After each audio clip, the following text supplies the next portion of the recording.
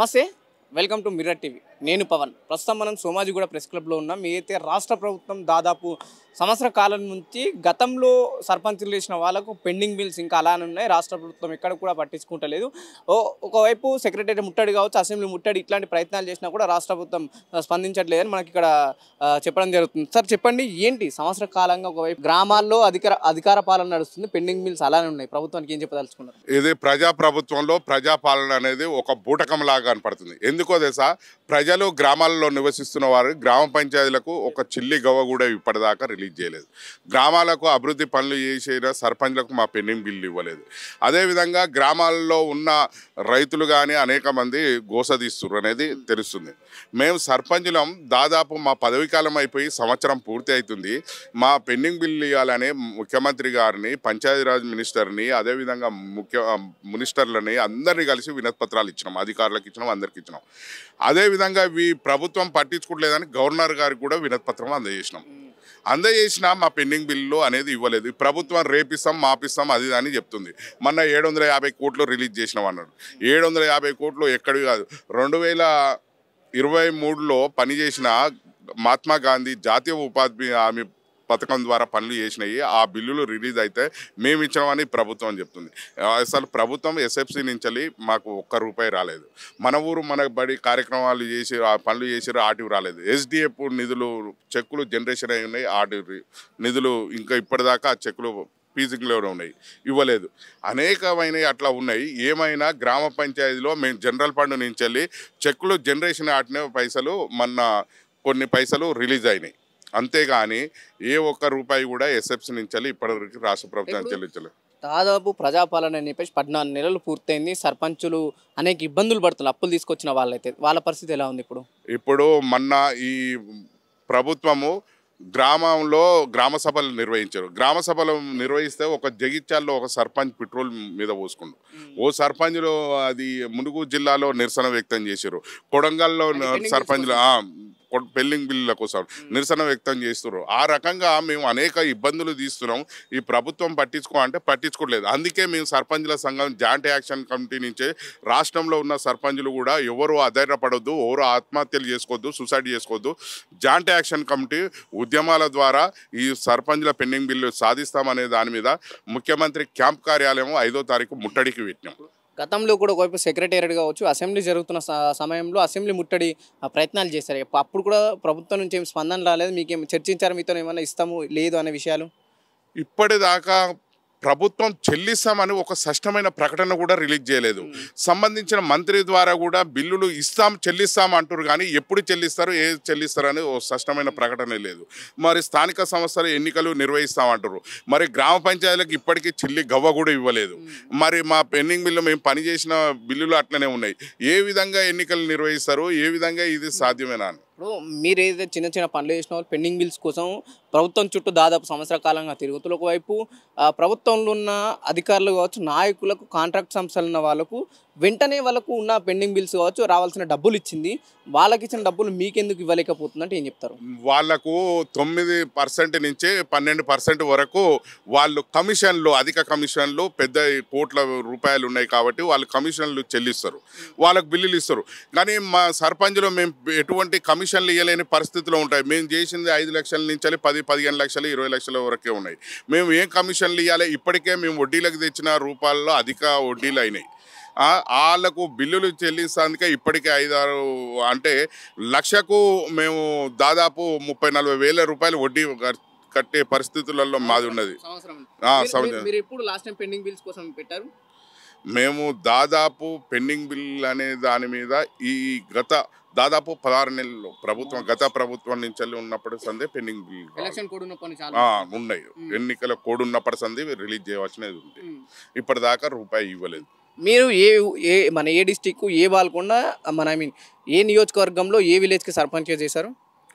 నేను యాదాద్రి భువనగిరి జిల్లాలో నేను అల్లందేచరు అనే గ్రామానికి సర్పంచ్ల సంఘం జాయింట్ యాక్షన్ కమిటీ రాష్ట్ర అధ్యక్షుడు. ఎట్టుంది మరి అక్కడ ప్రస్తుతం ఈ పల్లెటూరు పరిస్థితి ఎలా ఉంది? చాలా వరకు మన ఊరు మన బడి కార్యక్రమం కావచ్చు, పల్లె ప్రగతి కావచ్చు, ఇతర కార్యక్రమాలన్నీ ఒకవైపు అట్లా ఉండిపోతున్నాయి కదా. అక్కడ విలేజ్లో పరిస్థితి ఎలా ఉంటున్నాయి ఇప్పుడు? మేము పెట్టిన మొక్కలే గ్రామంలో ఉంటున్నాయి. ఆ గ్రామంలో ఆ మొక్కలు నీళ్లు పోస్తామన్నా కానీ ట్రాక్టర్కు డీజిల్కి డబ్బులు లేని పరిస్థితిలో గ్రామాలు ఉన్నాయి. మేము పెట్టిన నర్సరీలే ఉన్నాయి. మేము ప్రతి సారి గ్రామ పంచాయతీలకు నిధులు చెల్లిస్తున్నాం, అక్కడ అన్ని సవ్యంగానే జరుగుతున్నాయని ఎక్కడ చూసిన స్టేట్మెంట్లు ఇవ్వడం జరుగుతుంది కదా. బాధ్యతగా వాళ్ళ మంత్రులకు తెలుసు, వాళ్ళ ఎమ్మెల్యేలకు తెలుసు. ఎక్కడ వేసిన గొంగడి అక్కడే ఉంది. గ్రామాల్లో కనీసము రూపాయి చిల్లిగవ్వ కూడా ఇవ్వలేదు, ఎటువంటి అభివృద్ధి పనులు చేయలేదు. మేము వేసిన సీసీ రోడ్లే ఉంటాయి, మేము వేసిన లైట్లే కనపడుతుంటాయి, మేము పెట్టిన మొక్కలే కనపడతాయి, మేము తెచ్చిన ట్రాక్టరే కనపడుతుంది, మేము కట్టిన గ్రామ పంచాయతీ భవనం ఉండదు, మేము కట్టిన రైతు వేదికనే కనపడుతుంది, మేము నిర్వహించిన అభివృద్ధి పనులే కనపడతాయి, గ్రామంలో దర్శనమిస్తాయి. కానీ ఈ ప్రజాప్రభుత్వం ప్రజల పాలన అని చెప్పి కాంగ్రెస్ ప్రభుత్వం అధికారంలోకి వచ్చాక ఏవి కనపడాయి. ఇప్పుడు గ్రామ సభలు జరిగినాయి, ముఖ్యంగా మీ ఏదైతే పల్లెటూళ్ళలో ఎక్కువ జరిగినాయి కాబట్టి అక్కడ ఉన్న సిచ్యువేషన్ ఏంటి అంటే మీరు సర్పంచ్లు చేసింది కదా, మీరు ఏం గమనించారు? అక్కడ ఉన్న సిచ్యువేషన్ ఇప్పుడు ఈ ప్రభుత్వము 6 గ్యారెంటీలు అని పెట్టారు, 420 హామీలు ఇచ్చారు. గ్రామంలో రేషన్ కార్డులు ఇస్తామన్నారు, గ్రామంలో ఇంద్రమ్మ ఇండ్లు ఇస్తామన్నారు, అదేవిధంగా రైతులకు రుణమాఫీ చేస్తామన్నారు, రైతు బంధు ఇస్తామన్నారు, మహాలక్ష్మి ఇస్తామన్నారు 2500 రూపాయలు. అనేక హామీలతోని ప్రభుత్వం అధికారంలోకి వచ్చింది అనేది అందరికీ తెలిసిపోయింది. ఇది ఎక్కడ వేసినా గొంగడి అక్కడే. ఊళ్ళో మొత్తం నిన్న గ్రామ సభలు, రాష్ట్రం మొత్తం మీద గ్రామ సభలు పెట్టిరు.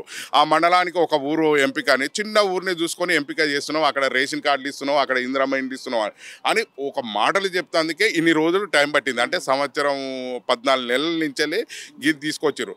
వీళ్ళు గెలిచిన ప్రభుత్వం అధికారంలోకి వచ్చిన మేము 100 రోజులనే పూర్తి చేస్తామన్న పనులకు ఇప్పుడు 14 నెలల్లో వచ్చింది. 100 రోజులు పోయిన 14 నెలలకు వచ్చింది. అంటే ఆ పరిస్థితి అట్లా ఉన్నది. ఇది ఏం ప్రజాప్రభుత్వం, ఏది ప్రజాపాలన? మా పెండింగ్ బిల్ లేకుండా మేము గోసదీస్తున్నాం. పెండింగ్ బిల్స్ విషయంలో మళ్ళీ స్థానిక సంస్థల ఎలక్షన్స్ వచ్చినప్పుడు గతంలో ఉన్న సర్పంచులు మళ్ళీ పోటీ చేయాలంటే ఆర్థికంగా ఏమన్నా ఇబ్బందులు ఎదురవుతున్నాయి వాళ్ళకు? ఎదురుగావా ఇప్పటికీ సర్పంచులు సూసైడ్ చేసుకున్నారు, కొంతమంది సర్పంచులు చనిపోయారు. అదేవిధంగా కొంతమంది సర్పంచుల కుటుంబాలు కూడా చిన్న భిన్నమైనవి. అమ్మో సర్పంచ్ అంటే వద్దురా బాబు అనే పరిస్థితిలో ఉన్నది. ఇప్పటికీ గ్రామ పంచాయతీకి 1 రూపాయి కూడా ఇవ్వలేదు. అంటే ఇక సర్పంచ్ చేసేందుకు చేసిన వాళ్ళు అయితే ఎవరు చేస్తామని ముందుకు రారు. ప్రజాసేవ చేసేందుకు ఆలోచన ఉన్నా కానీ ఈ ప్రభుత్వంలో ఎటువంటి అభివృద్ధి కూడా ఉండదు అనేది పూర్తిగా అర్థమయ్యేటట్టే ఉన్నది. మీరు చెప్పానన్న ప్రజాపాలన గ్రామాల్లో ఎలా ఉందంటే ఏం చెప్తారు? మీకు తెలియని కాదు, ప్రజాపాలన గురించి నిన్న కోమటిరెడ్డి రాజగోపాల్ రెడ్డి గారే మాట్లాడారు. దానికి చెప్పాల్సిన అవసరం లేదు. సంవత్సర కాలంగా 14 నెలలు 15 నెలల నుంచి ప్రభుత్వం అయితే ఎలక్షన్ కోడ్ నవంబర్ వరకు, మేము డిసెంబర్ వరకు నిర్వహించిన 14 నెలలుగా చెట్టుకు నీళ్లు పోసిన దాఖలాలు లేవు. గ్రామ పంచాయతీ సిబ్బంది ఎలాంటి అభివృద్ధి క్లాస్ సిబ్బందికి శాలరీస్ లేవు సార్. అధికార పాలన నడుస్తుంది, డైరెక్ట్ అధికారులే వాళ్ళ కోఆర్డినేట్ చేస్తున్నారు నాయకులను. అధికారులు డబ్బు లేక మాజీ సర్పంచుల దగ్గర బదర్ల కోసం వస్తున్నారు. పంచాయతీ సెక్రటరీలు అవుతున్నారో 30,000 20,000 రూపాయలకు ఉద్యోగం చేస్తున్నటువంటి ఆ పంచాయతీ కార్యదర్శులు లక్షలు ఖర్చు పెట్టిన మేము వాళ్ళ దగ్గర వాళ్ళ శాలరీస్ లేవు. వాళ్ళ శాలరీస్కే విపరీతంగా ఇబ్బందులు పడుతూ అనేక రకాలుగా మీకు మీడియా ద్వారా బహుశా రాష్ట్రం అంతా కూడా అన్ని పేపర్లలో ఈ మధ్యకాలంలో బాగా వచ్చేసింది. 6 నెలలుగా పంచాయతీ కార్యదర్శులకు జీతాలు లేకపోతే వాళ్ళు చేసిన డీజిల్ అంటే ట్రాక్టర్లో డీజిల్ మెయింటెనెన్స్, అది గ్రామాల్లో స్వచ్ఛ భారత్ కింద వచ్చినటువంటి ట్రాక్టర్లతోని డంపింగ్ తరలించాల్సినటువంటి ట్రాక్టర్ డీజిల్ లేదు. వాళ్ళకు సిబ్బందికి శాలరీస్ లేవు. నిన్న మా దగ్గర ఒక సిబ్బంది చనిపోయిండు, 4 నెలలు 5 నెలల నుంచి జీతం లేదు. వాళ్ళకు చావు ఖర్చులు లేదు. వాళ్ళు మేమే తలాయిని వేసుకొని చావు ఖర్చు చేయాల్సిన దుస్థితి వచ్చింది. గతంలో ఒక 10,000 రూపాయలు గ్రామాన్ని తీసి ఇచ్చేవాళ్ళం. ఆ పరిస్థితి లేదు ఈనాడు. చాలా దుర్మార్గంగా ఉంది ఈరోజు.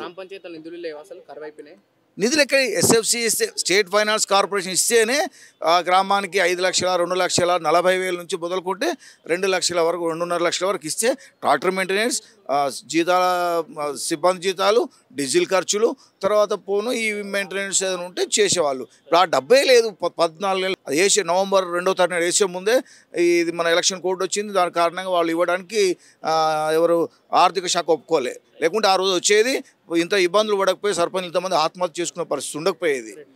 ఎందుకు ప్రభుత్వం స్పందిస్తలేదంటే ఏం చెప్తారు మరి ఇంత కఠినమైన పరిస్థితిలో కూడా? ఇప్పుడు నేడు సర్పంచ్లను మొత్తం పక్కన పెట్టేసింది ప్రభుత్వము. వాళ్ళ ప్రజాపాలన, ఈ పాలన ఆ పాలన అని చేసుకుంటూ ఏదో గ్రామ సభలు కండక్ట్ చేసుకుంటూ మొత్తం అంతా డైవర్షన్ పాలిటిక్స్ అంటారు దీన్ని. మొత్తం కక్షపూరిత రాజకీయాలు, పెండింగ్ బిల్లులు చెల్లించకపోవడం అనేది కక్షపూరితంగా మొత్తం మాజీ సర్పంచులకు బిల్లులు చెల్లించకపోవడం అనేది మొత్తం డైవర్షన్ పాలిటిక్స్. ఇప్పుడు ఒక విషయాన్ని ముందర పెట్టేసి ఇంకో విషయాన్ని వెనక్కి నెట్టేస్తున్నది. ఈ విధంగా నడుస్తున్నది మొత్తం నేటి ప్రభుత్వం లోపల. ఇప్పుడు ఏమున్నది, ఇప్పుడు మొన్న ప్రజాపాలన దరఖాస్తులు అని చెప్పేసి ఇంతకుముందు ప్రభుత్వం ఏర్పాటై నేడుకు 13 నెలలు అవుతున్నది. ఫస్ట్ స్టార్టింగ్ రాగానే ప్రజాపాలన దరఖాస్తులు అన్నారు. ఆ దరఖాస్తులు ఏమయ్యాయని చెప్పేసి మొన్న గ్రామసభల లోపల అడిగితే అవి పోయినాయి సార్, మాకేం సంబంధం లేదు, అది పోయినాయి, ఇంకోసారి తీసుకోమని చెప్పేసి మొన్న. ఇప్పుడు గతంలో గ్రామాలు ఏ సమస్యలున్నా ప్రభుత్వం నుంచి ఎటువంటి నిధులు రావాలని ఏమని కావాలంటే ప్రధానంగా ఉండేది సర్పంచులు. ఇప్పుడు సర్పంచులు దాదాపు సంవత్సర కాలంగా ఊళ్ళో సర్పంచులు లేరు, గ్రామ సభలు నిర్వహించలు, అక్కడక్కడ గందరగోళం నెలకొంది. వాళ్ళ బాధ ఎవరికి చెప్తున్నారు? సర్పంచ్లకి చెప్పుకున్నారా, మళ్ళీ మాజీ సర్పంచ్కి, లేకుంటే అధికారులతోనే వాళ్ళు వెళ్ళబోసుకున్నారా? ఇప్పుడు అధికారుల దగ్గరికి వెళ్ళే పరిస్థితి అయితే లేదు. కొంతమంది కాంగ్రెస్ గుండాలు తయారైనరు, కొంతమంది ఇప్పుడు వాళ్ళ ఏ టీం బి టీంలు తయారు చేసుకున్నారు ఊర్ల లోపల. ఇప్పుడు ప్రజలు ఎవరికి చెప్పుకునే పరిస్థితుల్లో లేరు. ఇప్పుడు వెళ్ళాలంటే మాజీ సర్పంచుల దగ్గరికి వెళ్ళి చెప్పుకుంటారు. ఇప్పుడు సర్పంచులకే బిల్లులు లేవు. దాదాపుగా 13 నెలల నుంచి గత ప్రభుత్వంలో చేసిన వర్కులకే ఇప్పుడు నిధులు, ₹1 నిధులు కూడా కేటాయించలేదు. నేటి వరకు గ్రామ పంచాయతీలో శానిటేషన్ వర్కులు చేయాలన్నా, ఏం చేయాలన్నా ఏడబోసి వేసిన గొంగడి ఆడనే ఉన్నది. పరిస్థితి చాలా దారుణంగా ఉంది. ప్రజల పరిస్థితి కూడా చాలా దారుణం. జస్ట్ ఈ స్కీమ్లు ఆ స్కీమ్లు అనుకుంటూ మబ్బె పెట్టుకుంటూ తిరుగుతున్నారు అంతే. ఆ స్కీములు గ్రామాల్లో వాళ్ళు అందుబాటులోకి తీసుకొస్తలేరా? ఎందుకంటే ప్రభుత్వం చెప్తూ ఉంది ఆ స్టేట్మెంట్ల విషయంలో కావచ్చు, ప్రతి పథకం ప్రతి ఇంటికి అందుతుందని. నిన్నే 4 గ్యారెంటీలు అమలు చేస్తున్నామని చెప్పేసి మా కొడంగల్ నియోజకవర్గం, నాదే నియోజకవర్గం కొడంగల్ నియోజకవర్గం, బొమ్రస్పేట మండలం నాది, రేవంత్ రెడ్డి కాన్స్టిట్యున్సీ నాది. నిన్ననే చంద్రవంచలోకి వెళ్ళి చంద్రవంచ ఊరికి వచ్చిండు. చంద్రవంచ ఊరికి వచ్చేసి 4 గ్యారెంటీలు అమలు చేస్తున్నామని చెప్పేసి ఇందిరమ్మ భరోసా, రైతు భరోసా కార్యక్రమం, ఇందిరమ్మ ఇల్లు అని చెప్పేసి 4 గ్యారెంటీలు, రేషన్ కార్డులు అని చెప్పేసి నిన్న మొత్తం అంతా కార్డులు పంచిండు. ఏమన్నారు, టకీమని చెప్పేసి రాత్రి 12 గంటల తర్వాత మీ అకౌంట్లో డబ్బులు జమ అవుతాయని చెప్పేసి ఒక్కనికన్నా అమౌంట్ పడ్డాయన? ఒక్కనికన్నా అమౌంట్ పడ్డాయి చూపించండి. మా కాన్స్టిట్యున్సీకే రండి, మా విలేజ్కే రండి. మీరు మా విలేజ్ లోపల ఒక్కనికి అమౌంట్ పడ్డట్టు నిరూపిస్తే నేను తండ నుంచే వెళ్ళిపోతాను. మీ కొడంగల్ కాన్స్టిట్యున్సీ వాళ్ళకి ఇంకా పడలేమంటారు రైతు భరోసా? ఇంతవరకు ఒక్క వ్యక్తికి పడలేదన్నా, ఒక్కనికి కూడా రైతు భరోసా పడలేదు ఇప్పటి వరకు. దాదాపుగా సంవత్సర కాలం లోపల ఒక్కసారి కూడా రైతు భరోసా వేయలేదు. రెండు రైతు భరోసాలు ఎగ్గొట్టేసిండు. నిన్న రేవంత్ రెడ్డి చెప్పిండు, ఈరోజు గణతంత్ర దినోత్సవం కదా, బ్యాంక్ అన్నిటికి హాలిడేస్ ఉంటాయి, అర్ధరాత్రి 12 దాటిన తర్వాత మీ అకౌంట్లో పడతాయన్న వాళ్ళు పొద్దున అడిగినలా మీ గ్రామంలో ఉన్న ప్రజలు 100% అడిగినరన్న. ఎందుకు అడగరు? చెప్పిన తర్వాత గణతంత్ర దినోత్సవం రోజు, నిన్ననే 26 జనవరి రోజు ఆయన వచ్చేసి ఏమన్నాడు, రాత్రి 12 తర్వాత అమౌంట్ పడతాయని చెప్పేసి అన్నారు. ఇప్పటివరకు ఏ రైతుకు ₹1 అమౌంట్ పడలేదు. ఇంకోటి ఏంది, ఇప్పుడు ఆయన రుణమాఫీ 2 లక్షల రుణమాఫీ అని చెప్పేసి అన్నారు కదా. 2 లక్షల రుణమాఫీ అని చెప్పేసి మా విలేజ్ని ఎంచుకోండి అన్న. ఏ విలేజ్ ఎందుకు, మా విలేజ్కి రండి. సొంతంగా నాది గట్టనేక్తండ గ్రామ పంచాయతీ, బొమ్రస్పేట మండల్, కొడంగల్ కాన్స్టిట్యున్సీ, వికారాబాద్ డిస్టిక్. నా విలేజ్కి రండి. నా విలేజ్కి 5-10 మంది కన్నా రైతు రుణమాఫీ జరిగిందా అని చెప్పేసి మీరే తెలుసుకోండి. రండి మీడియా సమక్షం లోపల సీఎం గారిని తీసుకురండి, మంత్రుల్ని తీసుకురండి, అందరినీ తీసుకొని రండి. మా విలేజ్కే రండి, నేనుంటా ఆడ. ప్రజల మధ్యలోనే తేల్చుకుందాం కదా. మీరు ఏ గ్యారెంటీలు ఇచ్చిండ్రు? ఇప్పటివరకు ఇచ్చిన గ్యారెంటీలు ఏమున్నది? 6 గ్యారెంటీలు ఏమైనా? 6 గ్యారెంటీల్లోనే 13 ప్రధానమైన గ్యారెంటీలు ఉన్నాయి. దాన్ని కాకుండా ఇంకా 420 హామీలు ఉన్నాయి. అవి మీరు ఇచ్చినవి ఏమిది? ప్రజల సమక్షంలోనే అడిగి తెలుసుకుందాం. మీ కళ్యాణ లక్ష్మి ఏమైంది? తులం బంగారం ఏమైంది? మీరు ఇచ్చిన హామీలు. మీ కాన్స్టిట్యున్సీ ఎమ్మెల్యేనే రాష్ట్రానికి ముఖ్యమంత్రి, మీరు ఇంత అన్ని ఆరోపణలు చేస్తున్నారేంటి? ఆరోపణలు అంటే వాస్తవాలు మాట్లాడుతున్నాం మనం. వాస్తవాలు మాట్లాడుతున్నాం. వాస్తవాల మీద చర్చిద్దాం. నేను కాదని చెప్పేసి అంటున్నాను. ఇప్పుడు ఏంది మనం చేసిన అభివృద్ధి ఏంది? మేము చేసిన పనులకే ఇప్పటివరకు నేటి ₹1 బిల్లులు లేవు. ఇప్పుడు సీఎం గారు వచ్చి ఇప్పుడు దాదాపుగా 13 ఏళ్ళు అవుతాం. 13 ఏళ్ళ లోపల ఢిల్లీకి ఒక 30 సార్లు పోయింటాం. 30 సార్లు పోవడం వల్ల దాదాపుగా 30 కోట్లు ఖర్చు అయింటాయి. ఆ 30 కోట్లు సర్పంచులకు ఇస్తే ఇప్పుడు నిన్న ఒక స్టేట్మెంట్ చేసింది, కాన్స్టిట్యున్సీ ప్రజలకు, కొడంగల్ కాన్స్టిట్యున్సీ ప్రజలకు ఎటువంటి సమస్యలున్నా, ఎటువంటి ఇబ్బందులున్నా నా సోదరుడు తిరుపతి రెడ్డి అక్కడనే ఉంటాడు, కలవండి, మాట్లాడి నన్ను. నిజంగా తిరుపతి రెడ్డి కలిసే పరిస్థితి కనిపిస్తుందా? ఇట్లా రియాక్ట్ అవుతుంది అక్కడ అన్న? తిరుపతి రెడ్డి గురించి చెప్పాలంటే అక్కడ రేవంత్ మ్యానీ అంటారు, మాఫియా, రేవంత్ బ్రదర్స్ మాఫియా నడుస్తుంది ఆడ. ఇప్పుడు మొన్ననే లగచర్ల ఇష్యూ చూసినాం. లగచర్ల రైతులు ఎంత దారుణంగా హింసించి వాళ్ళని జైల్లో పెట్టిండ్రు. ఏ తప్పు చేయని మా ఎక్స్ఎమ్మెల్యే నరేంద్రన్ జైల్లో పెట్టిండు. దాదాపుగా 37-38 రోజులు జైల్లో శిక్ష అనుభవించిండు. ఇప్పుడు ఆయన చేసేదేమున్నదనా? తిరుపతి రెడ్డి వార్డు మెంబరా, లేకుంటే ఆయన సర్పంచా, లేకుంటే జెడ్పీటీసీయా, లేకుంటే ఏంది అసలు? ఏ ప్రభుత్వ హోదా ఉందని చెప్పేసి ప్రభుత్వ కార్యాలయాల్లో కూర్చుంటున్నాడు, ప్రభుత్వ అధికారులతో మాట్లాడుతున్నాడు ఆయన.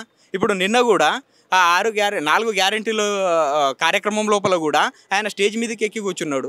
ఏ హోదా ఉందని చెప్పేసి ఆయన అధికారిక కార్యక్రమంలో పాల్గొన్నాడు అన్న. నేను క్వశ్చన్ చేసేది వార్డు మెంబర్ కూడా కాదు ఆయన. ఏ హోదాలో ఆయన అక్కడ కూర్చున్నాడు? దీనికి మీరు సమాధానం చెప్పండి. ఎక్కడి నుంచి వచ్చారు? మీకు ఎంత ఉంది?